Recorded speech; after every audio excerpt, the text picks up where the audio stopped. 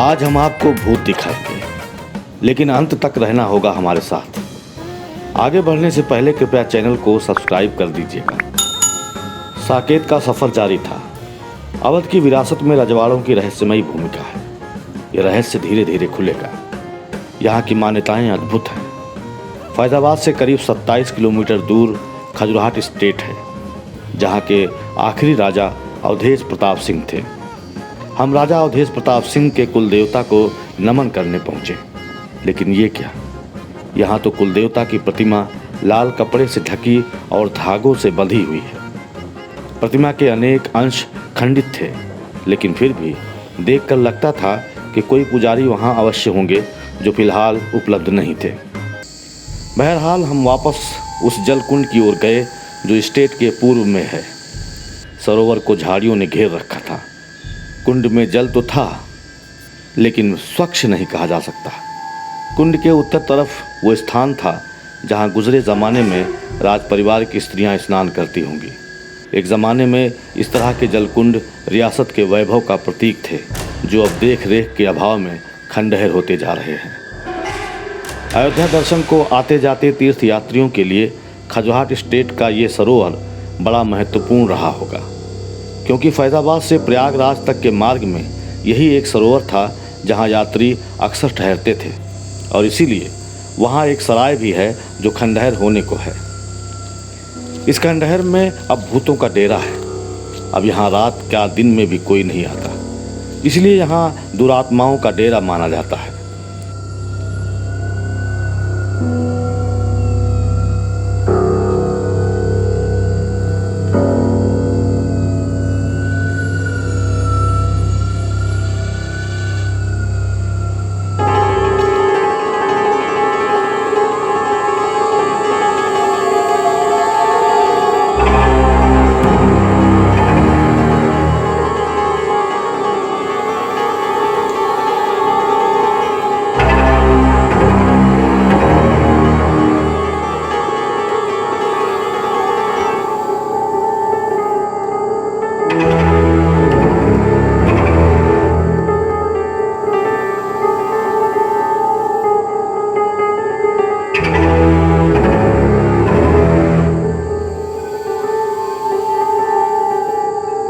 आज की इस जर्जर सराय का अतीत कितना सुसज्जित रहा होगा, ये इसकी बनावट देखकर ही समझा जा सकता है।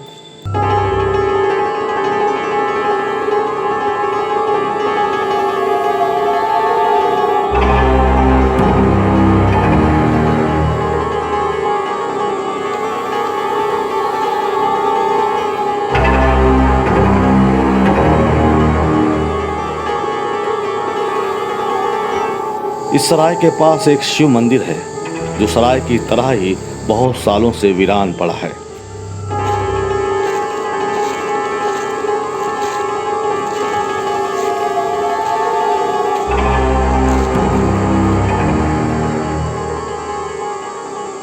यहाँ स्थापित शिवलिंग बिल्कुल अनूठा है। लोहे जैसे काले पत्थर के इस शिवलिंग को देखकर अंदाजा लगाया जा सकता है कि गुजरे वक्त में किसी संग तराश ने बड़े दिल से सृष्टि की संरचना के प्रतीक की रचना की होगी। अभी 30 साल पहले तक राजघराने के लोग भी इस रहस्य से अनजान थे कि यहाँ 100 किलो से अधिक मूल्य का सोना रखा है। ये रहस्य तब खुला जब सारा सोना चोर उठा ले गए। लोग इस भुतहा जगह पर आने से कतराते रहे, लेकिन चोर इन घनी झाड़ियों के बीच बिना किसी भय के आए और रात के अंधेरे में हाथ साफ कर गए।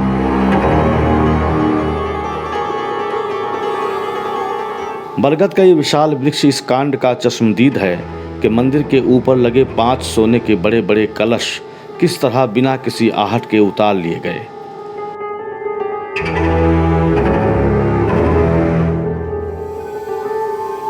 राजपाट खत्म होने के बाद राजघराने का बंटवारा हुआ तो अलग अलग परिवार हुए। आपसी सहमत न हो पाने के कारण शायद राजघराने की धरोहर ये सराय और मंदिर दरकिनार कर दिए गए।